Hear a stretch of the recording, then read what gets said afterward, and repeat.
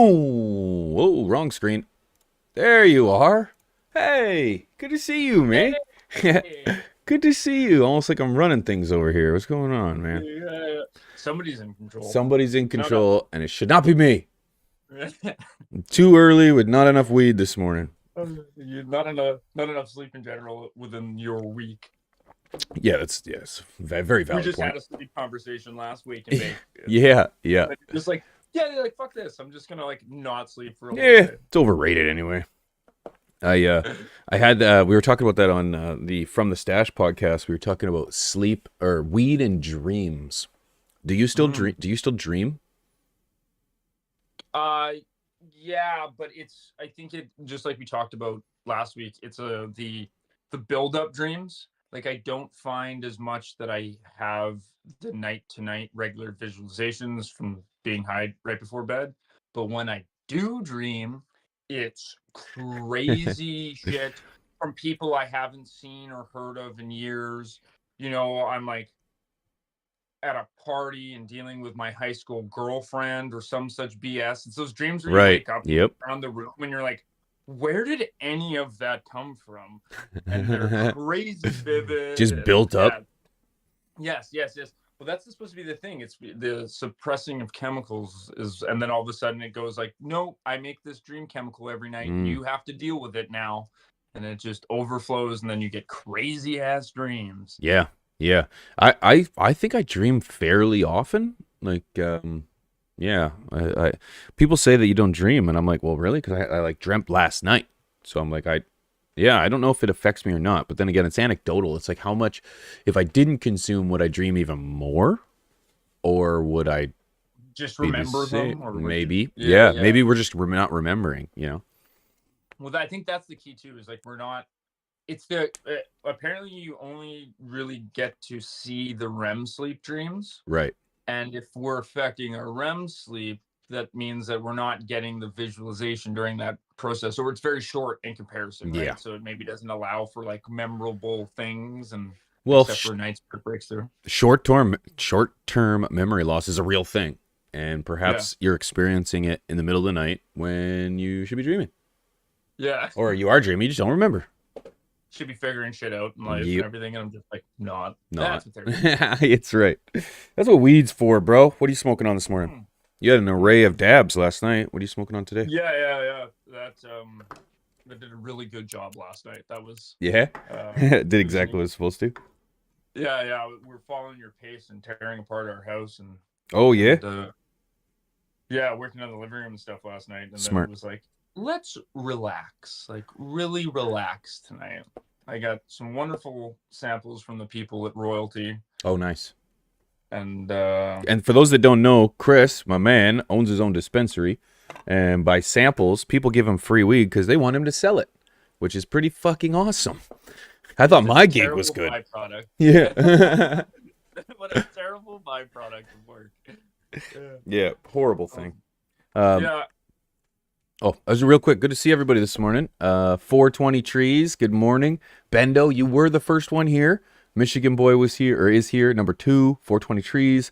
Then Dave the Stalker, good to see you, man. Stoned Ape, good morning. Good morning. You got a good sleep last night. Pell's here as well. Pell, good to see you guys. Good morning. What's everybody smoking on this morning? Beautiful Saturday. Yeah, I'm smoking on some Coastal Sage.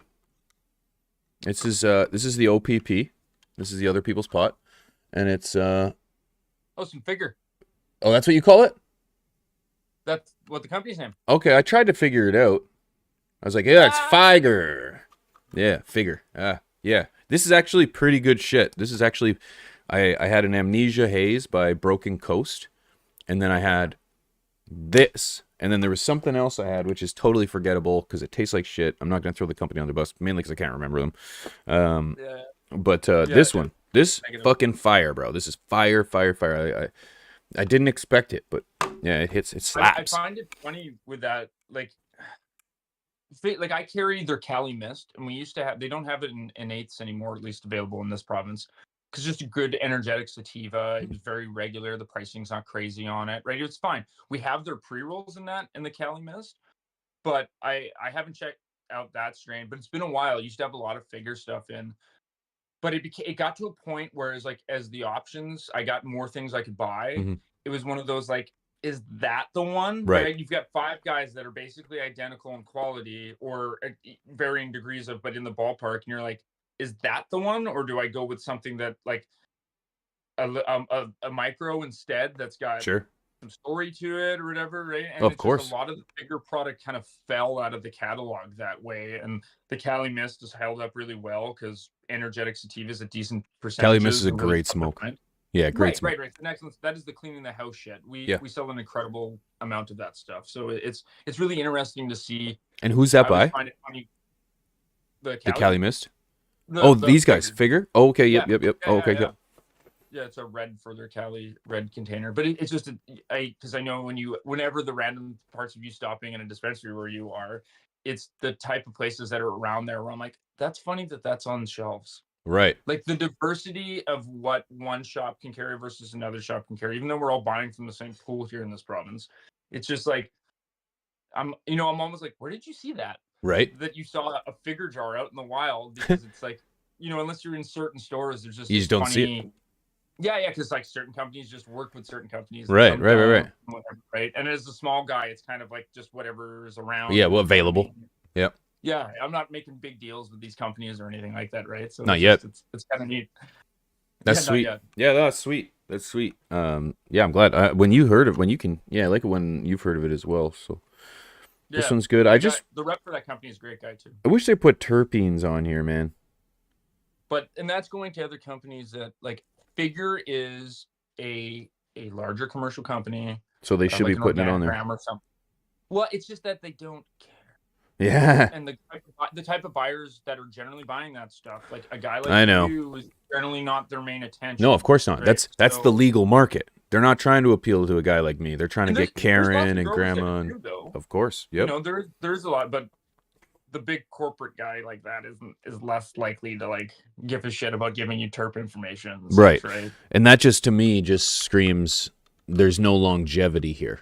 Like if you're not willing to get down with the terps, what else aren't you willing to get down with? Because as a company that's supplying the people, you should be listening to the people. And don't get me wrong, you said it, the majority of the people aren't looking for terpenes. They're looking for THC and CBD, baby. That's the only two things they care about. Karen, quite a bit of the market does. I would say the majority. Karen comes in, she's like, I just need something that gets me really high. I just need to be able to work with my hands.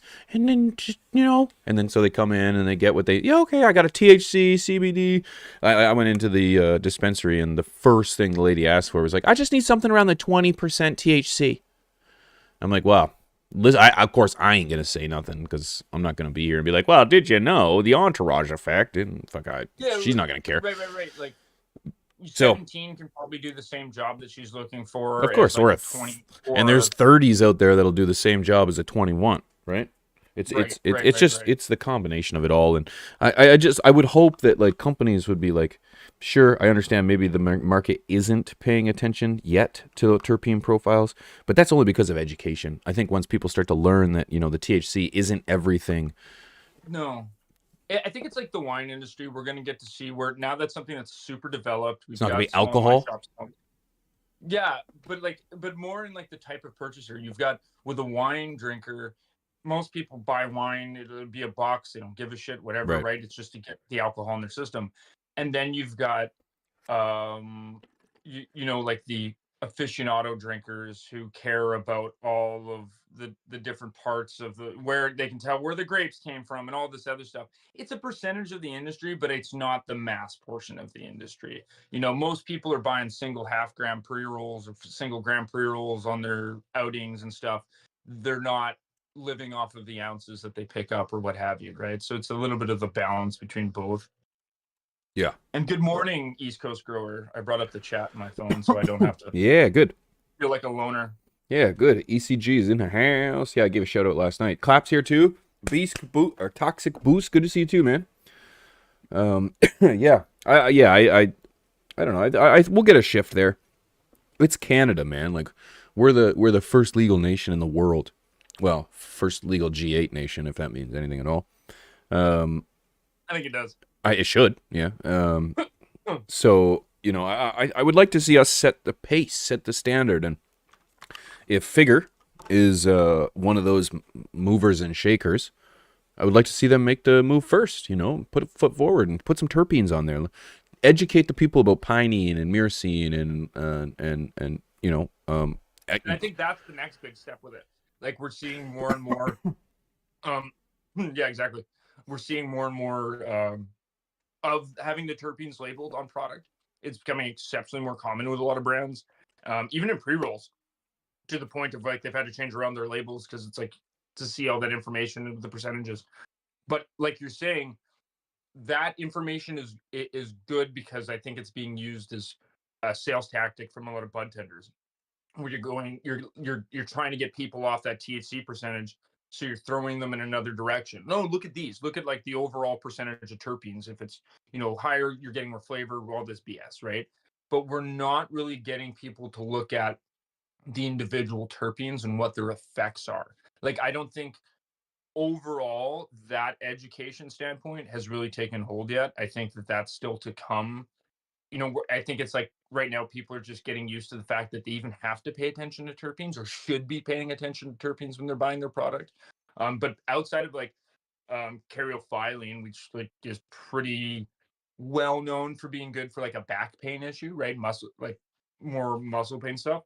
There's not that is like the only terpene that people will come in asking for. Do you have something high in caryophyllene? And it's really, really, really rare that I see somebody come up you won't with like asking for something else. right. Yeah, yeah, yeah. But as it Education's out there. when you I barely right, of course. like No, I get it. I'm on. general barely know. When you think about, I barely know, and this is right up my alley. The thing is like when you think about the evolution of cannabis since the 60s, 70s, 80s, well, since at least the 60s, we've been manipulating one cannabinoid. Only until 90s, 2000s, 2010s, we started manipulating the second cannabinoid, the CBD. Now we're starting to hear things about CBN. We're starting to hear things about THCA. We're starting to hear things about other cannabinoids that people are starting to hone in on. Where it's like, well, wait a second, I can get the high of the THC, but not the burnout of the THC with the CBN. It's like, well, wait a second, you know. So I understand that there's going to be an evolution of this, and the legal market is going to move, or the illegal or the illicit, gray, legacy, whatever you want to refer to it as, is going to move quicker than the legal, right? So I do expect it's going to take a couple years to catch up. But when you describe to me that you've got 5 different jars sitting in and you're like, to me, that's where the terpene profile would come into play, where it's like, okay, well, this one's really good, but it tastes like ass. Whereas this one, really good, but it doesn't taste like ass. I'm going to go with the non-ass. I'm literally going through that with the specific strain because of its popularity. And like I'll touch base on East Coast. There's like we've got most of Figure's products available here. When I first opened, I carried all their oils. I've since moved to other companies for our oil selection, but yeah, we've got quite a bit of stuff out there. But what you were saying with the thing that I've already forgotten. The terpene profile, cannabinoids, legacy moving quicker. Saying the weed's good. That's okay. The weed's good. Yeah, it is really good. Your head's you're so much bigger than me too. You're taller than me, way up there. That's my own fault. I didn't square this up very well. Oh well, I ain't doing it now. THC, wow, CBD. Really oh, yes, that's what it was. Yeah, you have the sleep stuff. That research is mostly done based off of people just smoking general flower. And with also most of the attention paid to high THC product. What if that, and the thing is that, sorry, Chris, yeah, I'm distracted. What if that actually has nothing to do with, it could even be in high THC flower, but because something else is affecting it, one of the other cannabinoids is really what's inhibiting the REM sleep? Or if it is THC and that's fine, what if you're taking a product like CBN or CBD and it doesn't give you that effect if you're taking those things without the levels of THC in there? Like that's the other part, is we just don't even know that, because those studies are done off of a generality of a bunch of different compounds. And it starts as anecdotal. right? Like Right, there's right. And it's just like, yeah, if you smoke a bunch of flower before bed, and it inhibits your REM sleep. And you're like, well, that's great. But like there's a lot in there. And especially now, as you just spoke of, with the legal market and the fact that we're isolating these things and extracting them for different edibles and all that shit. How do you you've got to play like a one at a time game yourself to find out which one allows you to keep getting dreams every night and which one you feel rested on, because it's just that's such a generality. That's breathing, it's real bad for you. right. Then Well, like breathing what though? that's kind of how I've Right? experimented with weed my whole life. You know, it's like I've had genetics where it's like I'm like this is not a good one to smoke before I need to study for an exam because it wrecks me. Like it wrecks me. Like I just even have a little hoot because when I was going through university, that was the thing is I was high the whole time. Now on cannabis and other things, but primarily high on weed towards the end of it. And I would Right. find that there were genetics that were far more applicable than other ones. And I was just like, okay, we'll save this one for the end of the day because this one I can't focus, I can't study, I can't read. It just ruins me. So it's like there is some experimental that has to go on, some anecdotal. But I do think go ahead. Personal plays in a lot too, right? Like it's so your daily disposition and everything can affect those things very high versus like how good of sleep you've had, all those other fun parts. 100%. Yeah, if you're already tired and you're smoking a weed that's gonna make you even more tired. Like that's the kind of thing. I actually read a tweet or an X or a post or a fucking I don't know what they are anymore. I'm confused as much as anyone else now. It was a horrible decision. I got to admit, I was in favor of the purchase of Twitter, but the changing of it to X with no names and like the Twitter, retweet, like that was just so. You took away Norman. I'm gonna say the word wrong. Normalcy? Nomenclature? No. Oh, Normal. nomenclature. I know what you're trying to say. I know what you're trying to say. Like, I just can't get it out. Oh, But someone try spelling that. Go ahead. yeah, but it's doing like the Kleenex thing or whatever, right? It's Right. facial tissue. Right. Yeah. And Q-tip. No, it's a right, cotton that swab. stuff. Right. It's Anyways, I read on X a post that said, "Yo, stoners, quit complaining about that 2 p.m. burnout at work when you smoke so much fucking weed in the morning before you go to work that you're just fucking burnt out." And I was like, "Huh, never thought about that." I was like, "Is the 2 p.m. work burnout just because just a stoner thing?"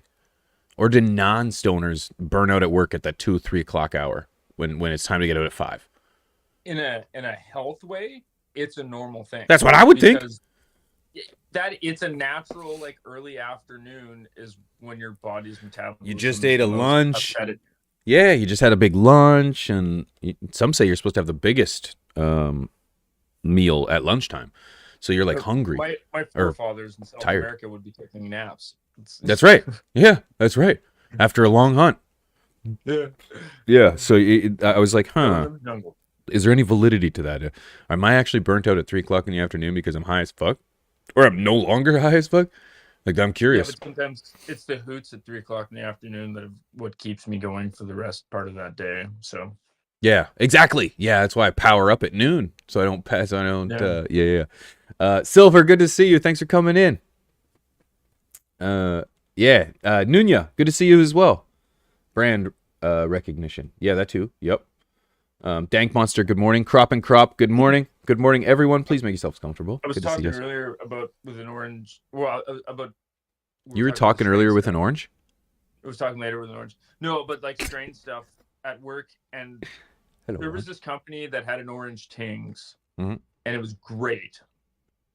And they stopped being a thing. They stopped growing it for starters for some reason, and then also stopped being a thing. Period. Eventually, and then I moved on to another company and bought their orange Tings pre-rolls because it's like a very popular strain. Got through quite a bit of it. I'm familiar with it, and it needs to be addressed. But the thing is, there's a lot of people that grow it, and like that's the fun part of this. But that you've got 5 kicking in front of you is you're not, especially as a small shop. I don't have to carry anybody. They don't have to be the same one, even within that strain, because if somebody is doing a better job, right, or is hitting notes, because like I've got just a lot of this in recent memory. I've been smoking so much of that strain from different companies, and some hit very differently from others. Some of the characteristics that are more known, and then I'll smoke it from a grower, and I'm like, oh, that's not what people are even coming in here asking for. So honestly, it's like it might be good, but it can eliminate it as an option, or we'll bring it in later as a second out of that strain because of its popularity, what have you. Right? It's just like there's so much variety in what growers are doing.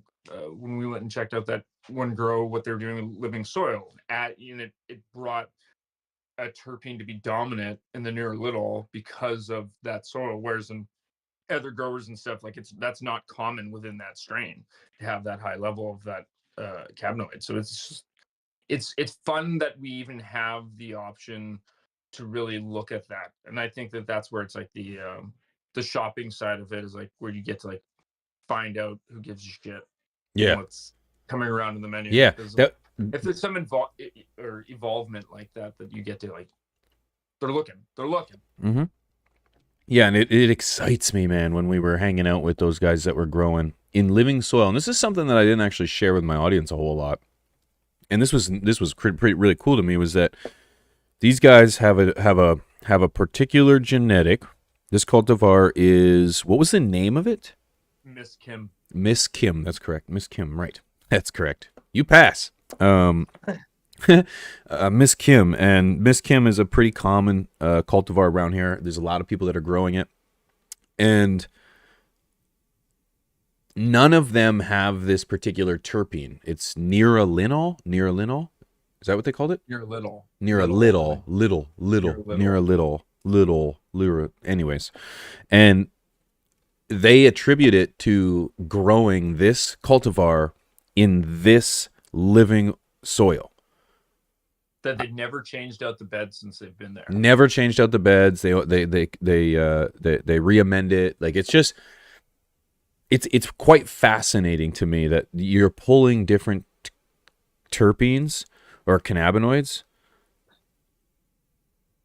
That's not the right? Yeah, that was a cannabinoid. Thank you. Yeah, I messed myself up.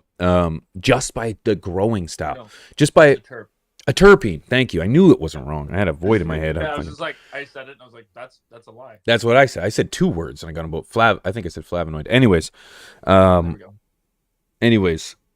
Well, it could be a flavonoid. I'm not, but I think it's a terpene. But anyways, digression. I thought it was quite fascinating. Laszlo, good to see you this morning, my friend. That you could do that just by using a different soil. And I would imagine that there's a lot of people out there that have no idea that that's possible.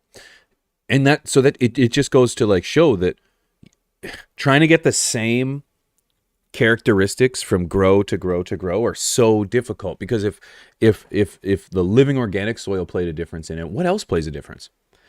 How about the spectrum? The light spectrum obviously makes a difference. You know, if you're too cool, too hot, not enough in each. What about stress? Right. Yeah. What the entire methods, there's so many things, the processing company and how they treat the product, all these other things that come into play. And it's amazing, like I said, where I can be like smoking the same strain across different growers, and like the variety of experience between these, and not having the full back picture on it. You know, so I don't get to know exactly on every one, but it's quite incredible. It is incredible. So it kind of indicates that the grower can have a direct influence based on variables outside of not outside of their control, but that can't be replicated by somebody else. It's like love, hope, passion, desire. Like that, those are things that very clearly can have an impact on the plant. Because if you have the wherewithal and the diligence and the ability to reuse a soil over and over and over again. If you're in your garden every day, maybe a little bit of hands-on, maybe, I don't know. I'm not like, people have asked me, Pigeons, what do you think about playing music to your plants? I'm like, I think it's crazy. I don't think it's worth it. I think it's more important to play music in the garden for you, so that energy can transfer to the plants. But I don't believe, I believe hold it like really heavily in that, but I don't believe that plants will benefit directly from the music itself. So it just goes to show that like love is a variable, and that's crazy to me. But amazing all at the same time. It explains a lot. Yeah, They need a little bit of love. Yeah, it's a good vehicle for like the route of those variables, you know, as a way to show that the caring and all the extra pieces that go along with it, what the actual gross effect of that is. Right. Is big. That's amazing. That's amazing. So it just goes to show that, you know, if someone's trying to replicate someone else's work, it's like, I got the same lights, I'm using the same medium, I've got the same nutrients, Right. but the environment's the same. Like, I've got the same humidity, I've got the same temperature, but something's off. And it's like, well, sure, maybe there's some kind of pheno or genotype in there that you can't control, but it could very well like the energy that you're bringing in. Hey, are you from? This is something I only learned not that long ago, and this is kind of a segue, but not really. But it just kind of plays into the point that are you familiar with simulation theory? Yeah. Are you familiar with the flip?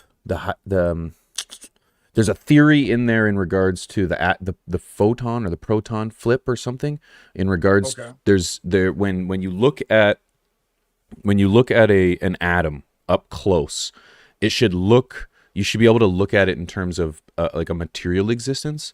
But when you look at it, I'm gonna botch this, but please, I encourage you to go watch a video on this magnetic flip. I can't remember, but when you put this atom under a microscope, it changes. It's no longer a physical. So active viewing it. Yeah. Just by looking at it, it changes from a material element to a wavelength.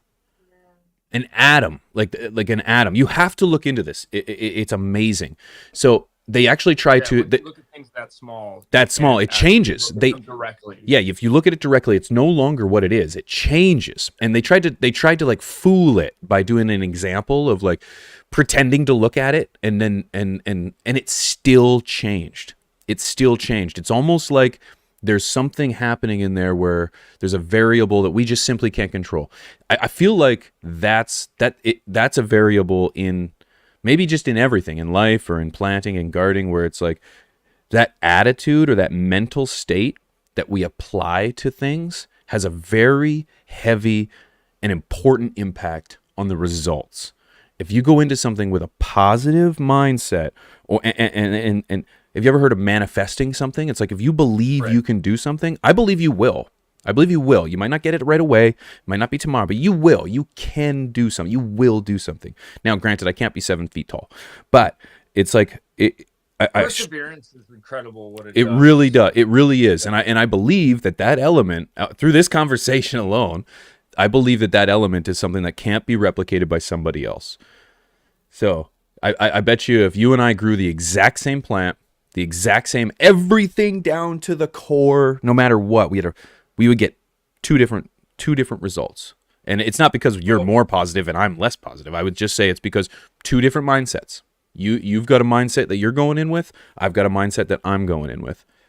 And it's like, let alone the experience. I put it all aside. No, put it all. I'm just thinking like we have the exact, let's just say, same experience, same. Yeah. I bet you our results would still be different, just based on our mindset. Not for better or for worse, just different. I think that's crazy. Good morning, guys. Happy Wake and Bake. It's a Saturday around here. Good to see you guys. That's the kind of mind-bending shit we're doing today. No, the other side of it is the other half of the industry where it's like 2 cents a gram bullshit because it's just being turned into concentrates. You know, like that's the other side of it, because it's like we talk about all this care and everything like that because there is this portion of where it's there, but then you get on the other side. But yet distillate still exists. Right. Because it doesn't matter when you're pulling it off the plant chemically. Doesn't matter. Karen Make it is chemical or that's not. that's That's it. it. Yep. Do I get high There's or don't I? yeah. The quality of those don't matter in that form, and it's just a numbers game at that point. So you buy stuff for really cheap, and I mean, it's also what's kind of great. Like, there's going to be a world eventually when Canada gets their shit together and we adjust the THC percent or the overall THC Love your percentages optimism. in general. Yeah, that maybe it wasn't a general statement as much as like just here with some Hope. of these cannabis regulations. Yeah, I'm way too optimistic just in general. I know, But same like here. It's one of my once we biggest stop having weaknesses. 10, yeah, exactly. Once we get past the 10 milligram cap on edibles, Oh here, my god. Yeah. like when you've got all this build out, they've got their costs pretty in line. Like, we're just gonna have these like exceptional quality products. Things are only going to get better when they're not made in someone's basement. I'm sorry. I know you It's the like your truth. guy and all that other stuff, but I like safety. I like regular experiences, right? That's the other thing too, is there should be zero variation in experience because of the fact that, like, from one package to the other, like we're trying to create a reputable. You don't buy one case of beer and it doesn't hit the same as the other case of beer hit. Yeah, that was a good one. Wow, that Bud Light. Yeah, Yeah. like there's definitely variances within flower, and that's always going to exist, and we're conditioned for that. But as a good, like, the rest of the market doesn't give a shit, and especially when you're doing beverages and edibles and capsules and all that stuff. So Granny that's coming to take her CBD capsule every morning when she wakes up and she grabs it off the top of her microwave and does, pops one of those in, she needs to have the 20 milligrams of CBD every single day. That's it, right? Like, there should be no variance in that whatsoever. And that's the stuff that matters. Like, that's why they're getting on top of this THC testing too, right? Because, like, it's bullshit. It's super bullshit right now. And as soon as that gets figured out, it's just, we're all going to be a lot happier. Yeah. Yeah, Bendo. As an American who grew up smoking Canadian weed, what are you talking about? It's ludicrous. You already have better stuff. We do, but we do have better, but it can be great. Yeah. And like, we do have good stuff. Like, we do. I'm not gonna like, it's good stuff. The thing is like that's what people are doing inside of a noose. Imagine what they could do if they had a playground to just run wild in. And the experiments, the breeding, the genetics that would come of that. Like, it's just like Canada's done some incredible things in a very restricted market. And that's so is the world. But it's just like, imagine if we had it unleashed. Man, like, and this is off of the flower standpoint, because this is a lot of the stuff where these are the categories that have more growth. This is where the non-smoke users, that are going to be susceptible to, which is a lot of the new people. But it's with the fact that, like, nobody big has entered the edible or beverage industry yet, or part of this industry yet. In terms of Jones, I think it was last year, announced that they are doing. It's been like 2 years now almost. Is it? Yeah, Like, it's been a and minute. they were supposed to launch in California. Don't know if that ever happened. Coca-Cola. And they said they were going to come to Canada right away. But what happens when Coke enters this and gives us an actual infused Coke, or an actual their root beer or something like that, and they have their distribution system? Because that is the biggest, as a retailer, getting beverages is such a pain in the butt. It is. They take way too long to ship to you. Their quantities are all over the place. If I could just get it regular at the same times I'm getting all the rest of the stuff. Snacks, a Snickers bar, Reese's peanut butter cups. I have peanut butter cup style things that I sell now. They're not the same. They're missing. Yeah. Yeah. And as soon as Reese's, just like this, or Mars, I guess, as a whole, decides to get on board, it's going to be a thing. Like, it's going to change it, and that part of the industry is going to be amazing. The consistency, yeah, exactly, Bendo. Yeah.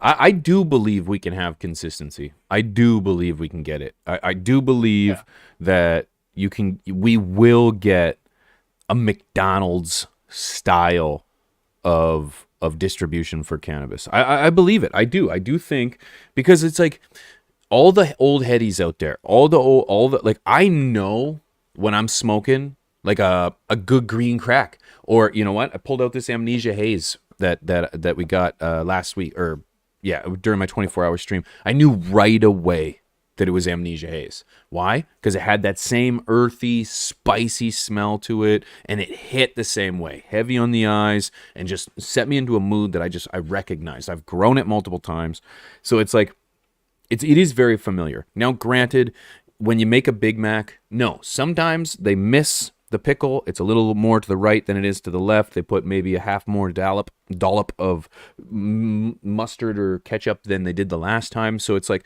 sure, there might be a little variance, but I think generally speaking, you can have consistency. It just takes that pride. It takes that quality and control. The checks and balances have to be in place. You know, like a lot of people don't like this guy, Berner from Cookies. I actually do. I do think if there's anyone that, now granted, I don't know him per se, but I'm inspired by his hustle. I look up to his ability to promote branding, but more importantly, I appreciate the stance that he's taken towards this product. He's trying to bring weed to as many people as possible, and of course, there's business involved in that. But I think there's somebody like him who is in it for, now of course there's business. I'm not going to say he's not in it for profit, because it's like, you know, you have to feed your people at the end of the day. So you got kids to feed. But this is a guy who's in it. He's in it. He's in it for weed. He's in it for Cookies, which is his brand. Sure, get it? Dog. It's a dog eat dog world out there. And he's trying to just get to as many places as he can. And I just feel like it can be done, and somebody will do it. I think it'll be him. That's where I was going with that. I'll smoke this so I quit rambling. Something positive. Yeah, it's I have like watching some brands rise and fall under a very large popularized brand element has seen a lot of failing. And you know, like I don't know a ton about the Cookies brand or him, but like I haven't heard that the retail stores do very well. And you know, like it's a failing company situation, and they just, because I've seen other guys do that where it's about creating growth for value versus having substance along that and sustainability. It's just about becoming big so that you have enough interest to create capital or to sell it or what have you. And like that one looks and smells like it. So I don't know, but I don't know enough about it. That's fair to assume. It's fair to assume. What I appreciate about this guy is this is a guy that doesn't need to sell weed to. Because doesn't the weed suck? Not not really. The thing that I learned is that in order to establish a brand and a company this large, you have to take on independent growers. You need to give your genetics to somebody else to grow them, and then they grow them and produce them to whatever area they're in. So your your brand or your name is essentially stapled on these independent growers. And so, you know, it's the same way that when you go to a McDonald's and somebody messes up your order, you know, Mr. McDonald didn't fuck you over. You know, Janice at the drive-thru fucked you over.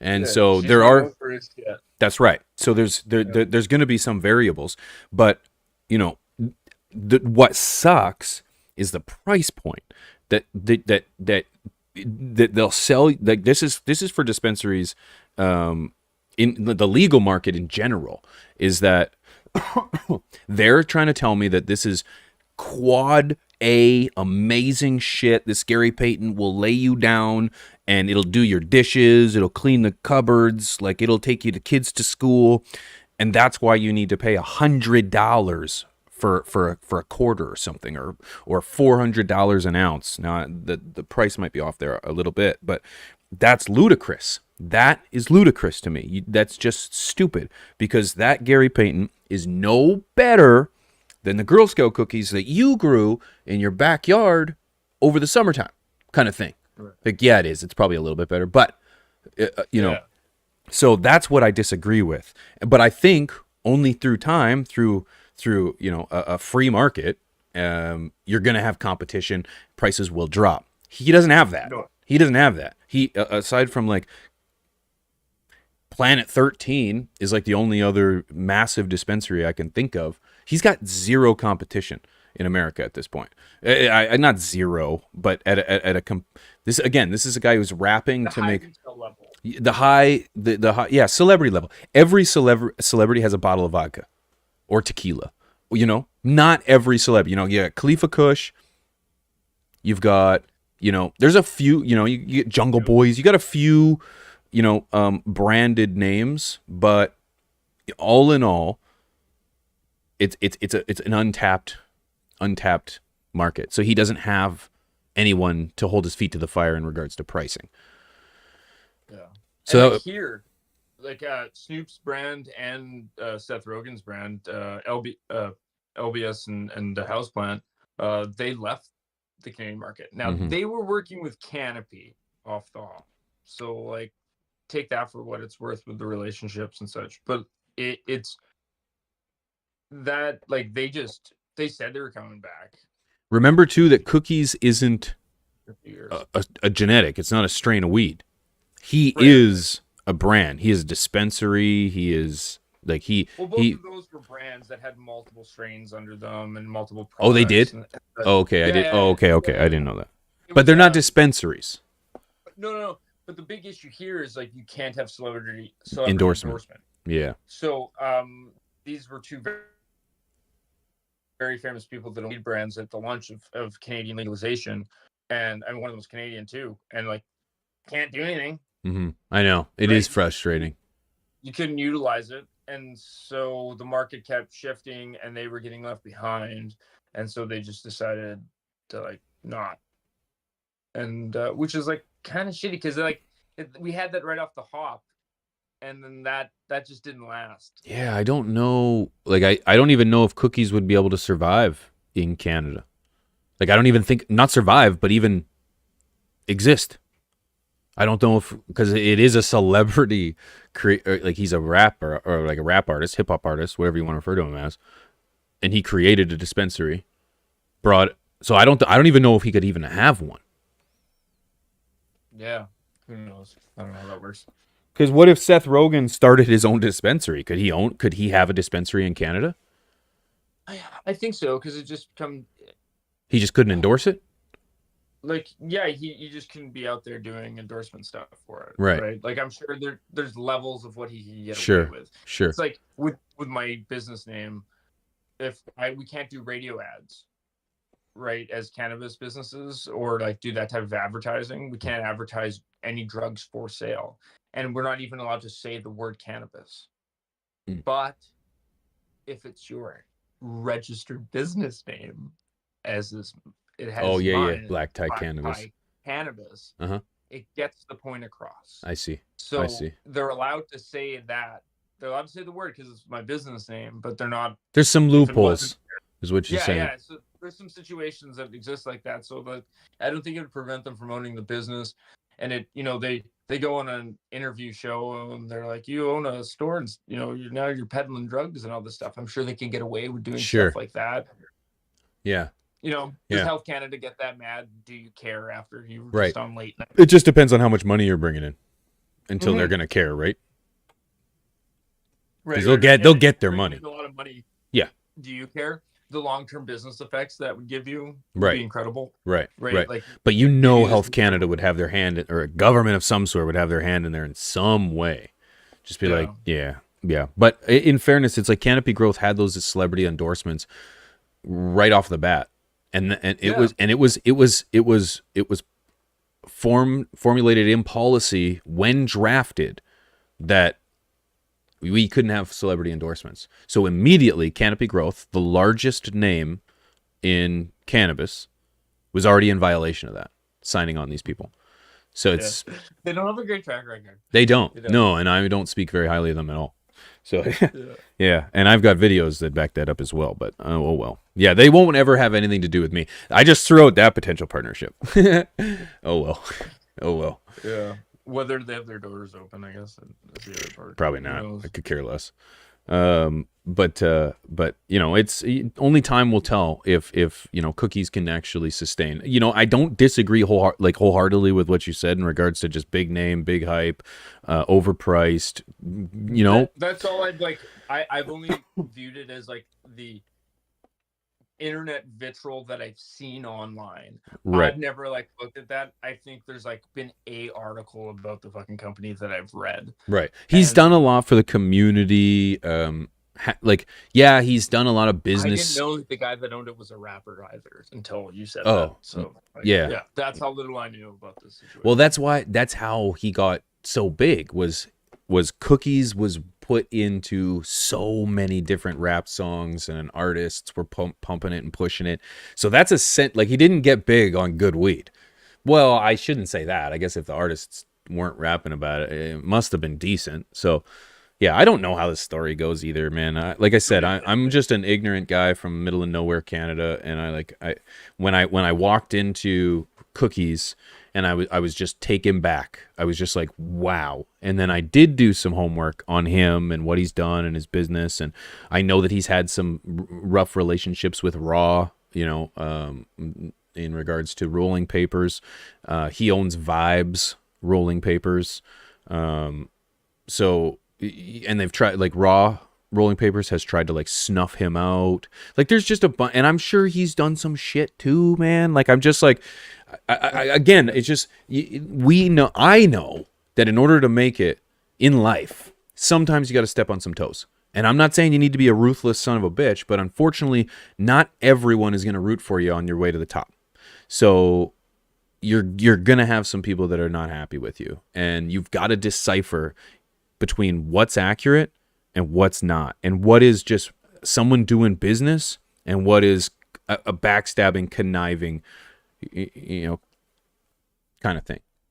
And what's so malicious and what isn't malicious? right. I just take a stroll through Reddit and just search Pigeons 420, and there's some things in there that I can tell you just aren't necessarily true, but or necessary.